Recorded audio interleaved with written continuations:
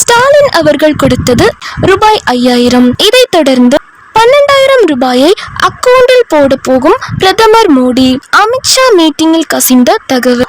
எல்லாருடைய வங்கி கணக்குக்கும் ஒரு சந்தோஷமான செய்தி அப்படின்றது இப்போ வந்திருக்குங்க. அதை பத்தி தான் இந்த வீடியோல தெளிவா நம்ம பார்க்க போறோம். மத்திய அரசு பாத்தீங்க அப்படின்னா அனைவரின் வங்கி கணக்கிற்கு 12,000 கொடுக்க போறாங்க அப்படிங்கிற மாதிரி ஒரு புதிய தகவல் ஒன்று வெளியாகி உள்ளது.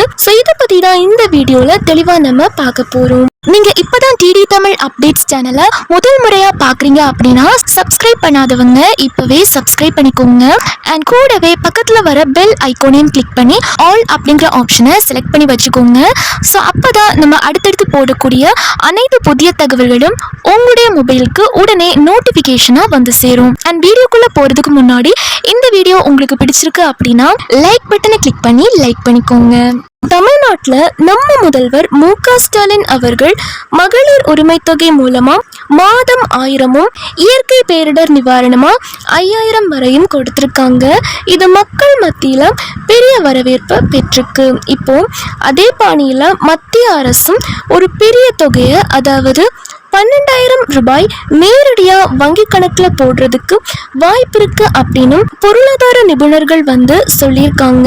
தமிழ்நாடு அரசு கலைஞர் மகளிர் உரிமை திட்டம் மூலமா மாசம் 1000 ரூபாய் கொடுத்துட்டு இருக்காங்க. இது வருஷத்துக்கு 12,000 ஆச்சு.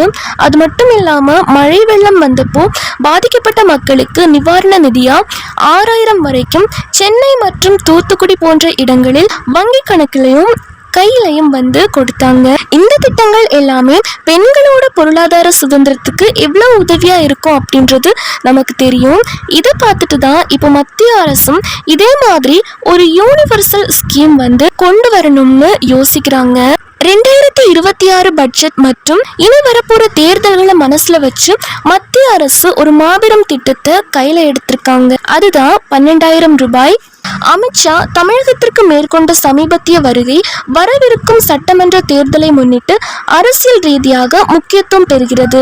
மேலும் இன்னும் சில நாட்களில் மத்திய அரசு 12,000 ரூபாய் வரை வங்கி கணக்கில் செலுத்தலாம் என தகவல் கசிந்துள்ளது. பாஜக மையக்குழு கூட்டத்தில் மாநில அரசியல் சூழல், தேர்தல் பணிகள், தொகுப்பு பங்கீடு, பிரச்சார யுக்திகள் உள்ளிட்ட பல்வேறு அம்சங்கள் குறித்து ஆலோசிக்கப்பட்டதாக கூறப்படுகிறது. அப்போது அமித்ஷா பல்வேறு ஆலோசனைகளை நிர்வாகிகளுக்கு வழங்கியுள்ளார். முதல்வர் மு.க. ஸ்டாலின் தலைமையிலான அரசு மகளிர் உரிமை தொகை பெறும் பெண்களுக்கு ஒரு முறை 5000 ரூபாய் வழங்கி இருப்பது மக்களிடையே கவனத்தை ஈர்த்துள்ளதாகவும், தேர்தலுக்கு பின் மாதாந்திர உதவித்தொகை உயர்த்துவதாக அறிவித்திருப்பதும் அரசியல் தாக்கத்தை ஏற்படுத்தியுள்ளதாகவும் அமித்ஷாவுடன் தெரிவிக்கப்பட்டதாக கூறப்படுகிறது. இதன் பின்னணியில் மத்திய அரசும் தமிழக மக்களை ஈர்க்கும் வகையில் புதிய அறிவிப்புகளை வெளியிடுவது குறித்து பரிசீலிக்க வேண்டுமென்ற கோரிக்கை முன்வைக்கப்பட்டதாக தகவல்கள் தெரிவிக்கின்றன.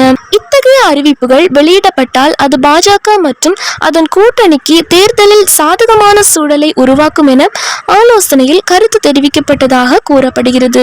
தமிழகத்தில் தேர்தல் அரசியல் தீவிரமடைந்து வரும் நிலையில் தேசிய மட்ட தலைவர்களின் நேரடி ஆலோசனைகள் கட்சி அமைப்பை சுறுசுறுப்பாக்கும் நோக்கத்துடன் நடைபெற்று வருவதாக அரசியல் வட்டாரங்கள் மதிப்பிடுகின்றன. குறிப்பாக மத்திய மட்டத்தில் இருந்து தேர்தல் திட்டமிடல் நடைபெறுவது வரவிருக்கும் தேர்தலை கட்சிகள் முக்கிய அரசியல் போட்டியாக கருதுகின்றன என்பதை காட்டுகின்றன. இந்த நிலையில்தான் தற்போது பாஜக வட்டாரத்தில் ஒரு தகவல் கசிந்து கொண்டுள்ளது. அதாவது இதுவரை நிறுத்தப்பட்டிருந்த கேஸ் மானியம், உரமானியம் உள்ளிட்டவற்றை மொத்தமாக மத்திய அரசு பயனாளிகளின் வங்கி கணக்குகளில் செலுத்தலாம் என கூறப்படுகிறது. மேலும் பல்வேறு நலத்திட்டத்தின் கீழ் வழங்கப்படும் நிதிகளை ஒட்டுமொத்தமாக பயனாளிகளின் வங்கி கணக்கில் செலுத்தவும், அதாவது கிசான் சம்மான் நிதி உள்ளிட்ட திட்டங்களுக்கான நிதியை ஒன்று சேர்த்து மொத்தமாக 12,000 ரூபாயை மத்திய அரசு தமிழக பயனாளிகளின் வங்கி கணக்குகளில் செலுத்த திட்டமிட்டிருப்பதாக தகவல் வெளியாகியுள்ளது. அதனால பாத்தீங்க அப்படின்னா பல்வேறு நலத்திட்டத்தின் கீழ் வழங்கப்படும் நிதிகளை ஒட்டு மொத்தமா சேர்த்து பயனாளிகளின் வங்கி கணக்கில் 12,000 ரூபாயாக மொத்தமாக செலுத்தலாம் அப்படின்ற மாதிரி அரசு வந்து திட்டமிட்டிருக்காங்க. ஸோ இது வந்து பார்த்தீங்க அப்படின்னா நேரடியாக வங்கி கணக்குக்கு தான் இந்த 12,000 ரூபாய் அப்படின்றது செலுத்தப்படும் அப்படின்ற மாதிரியும் மத்திய அரசு வந்து ஆலோசனை பண்ணிட்டு இருக்காங்க. இந்த தொகை மக்களின் வங்கி கணக்கிற்கு செல்லும் போது அது ஆளுங்கட்சியின் திட்டத்தை விட அதிக தாக்கத்தை ஏற்படுத்தும் என பாஜக நம்புகிறது.